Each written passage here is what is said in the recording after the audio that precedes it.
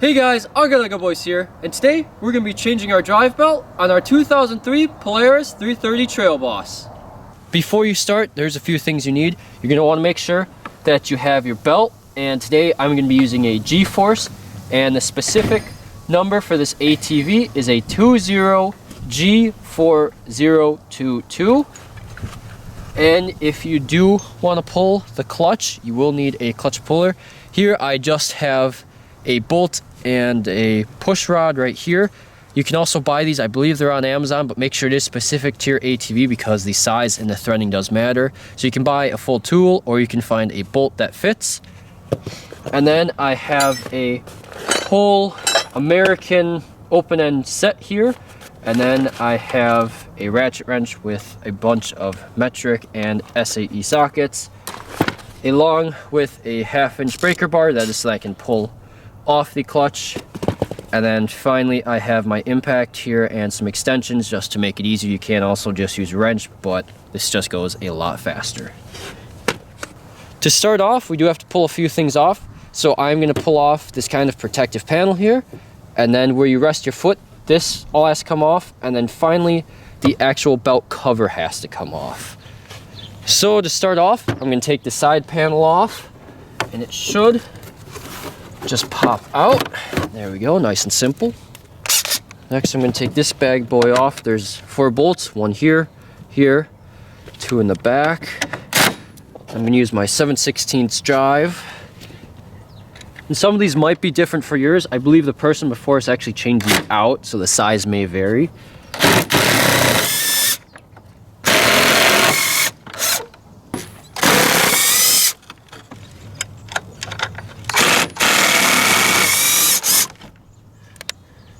With all 4 of these removed,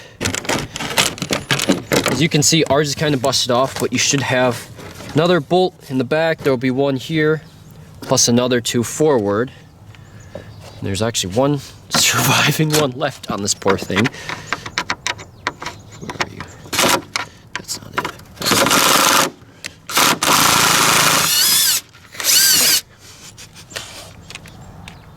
That's just quality. There we go. Now, finally, before I start removing the belt cover, I'm going to disconnect. There's a hose clamp up here. This is just a breather tube, so I'm going to loosen up this hose clamp first. There we go. And finally, to pull off this belt cover, there are various screws in here, and I will be using my 3/8 socket.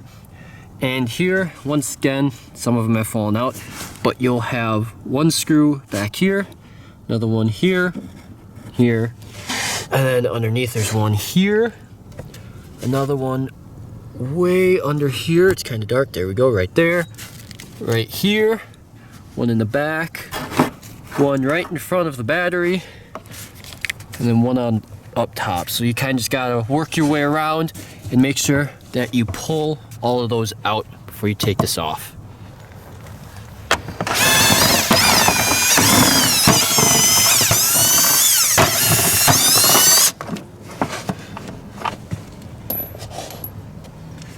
With all those screws removed, it should simply pop off. Slide it off. There we go. We'll set this to the side.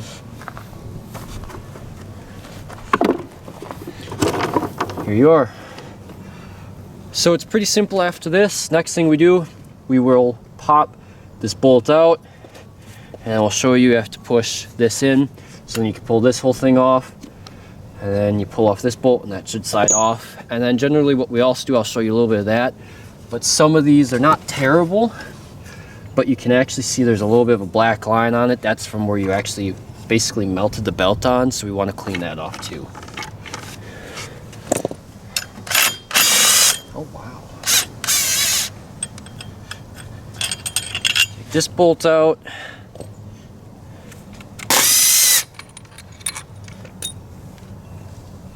Theoretically. There it is. You could just do this. Okay, yeah. So once again, as you can see in there, you get that real nice black lines, so we're gonna wanna make sure that's all clean up. Other than that, she looks pretty good. So I will pull off the clutch just to make sure. I do want to check that it is all clean. I will show you that in case you do want to take that off. But as you can see, this belt kind of got chewed up quite a bit. You can see the edges are real chewed up. And if you look at the thickness differences, that's probably, it's not much, but still with these CVTs, you need as much belt as you can get. It's still what, probably like 1/8 of an inch. So quite a bit that got chewed off and melted off. Now, this is the part I hate the worst. If you do want to pull your clutch off here, what you do is you take either your specialty bolt that you ordered, or what I'm going to do is my little punch here plus our bolt. I'm going to put your punch in just so I get that extra length. You put your bolt in, and you very carefully start threading it. It should be extremely easy to thread. If it's not, you're messing something up, and you do not want to mess these threads up. So I am going to tighten this down. Keep tightening, there we go. So that's as tight as I can get it by hand. And then what I'm going to do is I'm going to take a breaker bar and very carefully turn this. And basically what you're doing is this is threaded into your actual clutch here, and then you're pushing it against like the little drive inside. So you very carefully push it off, and then you get a big pop and the whole thing comes off. It's just scary because if you damage the threads or anything, it's going to become a nightmare. Now, my specific bolt, I'm going to be using a 1 1/8 3/4 drive socket here. And then I also have a 3/4 inch, or no, half inch drive here. Basically what I'm going to do is I'm just going to shove it through here because you need to stop it from spinning. So there we go, tighten it up. And you just so carefully put force on here. It's going to take quite a bit of force. That's why I hate doing this. Because if you ever work on anything, when you put too much force, you strip it. Oh! And that's why I'm saying I hate it. Because you feel like you broke it, but you actually took it off. It just takes a lot of force. And there we go. So that's why I want to take it off. You can see there's all this black here. It's supposed to be nice and shiny, but since this is your drive, the problem is, so this is spinning, but the belt isn't, which is why you get all this and why you chew the heck out of your belt. All right. And then make sure that your punch does fall out if you are doing that. And then finally just take this bolt off. Won't need that anymore. Now very carefully, I'm going to take a wire brush and a knife. You may not have to do this depending on how it's written basically. I'm just going to very carefully scratch this off. I don't know if you can really see that, but you can see you're just taking all that plastic, all this right here, or rubber or Kevlar, whatever it's made out of, taking that off so then the belt has something better to grip on, so it grabs the metal instead of that old belt that's on there.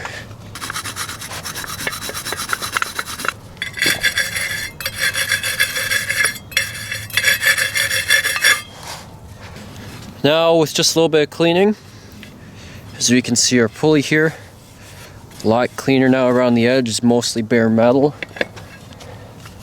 Also the same here. There's still a little bit left in there, but it's good enough for now. And really, it's the same process. Putting it all back on, you just put this on, then you use the bolt to torque it down. Same here. You want to make sure that you put your new belt on. And some belts do have a specific direction that they have to go on. These ones do not. Start off, we're going to put our clutch on. So just slide it on. There we go. And then we take our bolt here. Stick it all the way in. This actually is splined, as you can see in here. You can't really see it on here, but you can see it on the input shaft to your tranny here. So you are going to have to make sure that those match up. It should slide on real nice like. Get out of the way. There we go. There we go. It should just slide right on.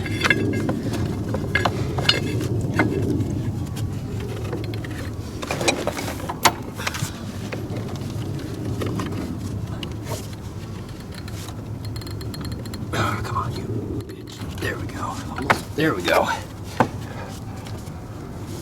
Nice, here we go. So we got a new belt on. That's all the way down. And we gotta take our second bolt, get it right in the center. There we go. Before putting the cover back on, you do want to make sure that you torque these down. I downloaded the owner's manual. I couldn't find any torque specs. I could find it for the lug nuts on the tires, but not for these guys. So really, just give me by feel. I once again don't want to strip anything out, but you don't want it coming off. Just tighten it down. Once it's tight, give it a little quarter of a turn. That ain't coming off, never had a problem with it. Once again, our clutch here. So I'm trying not to bash my hand.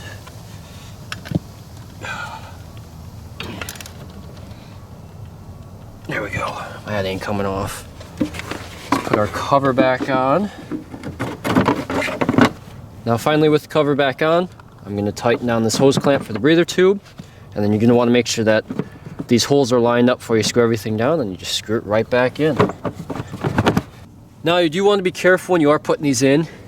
They are basically just self-tapping into plastic, so don't go too trigger crazy with your impact.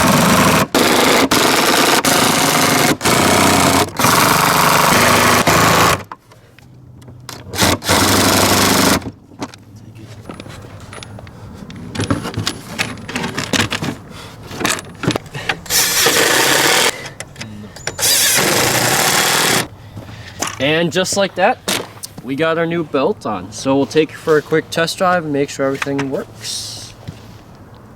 Cool.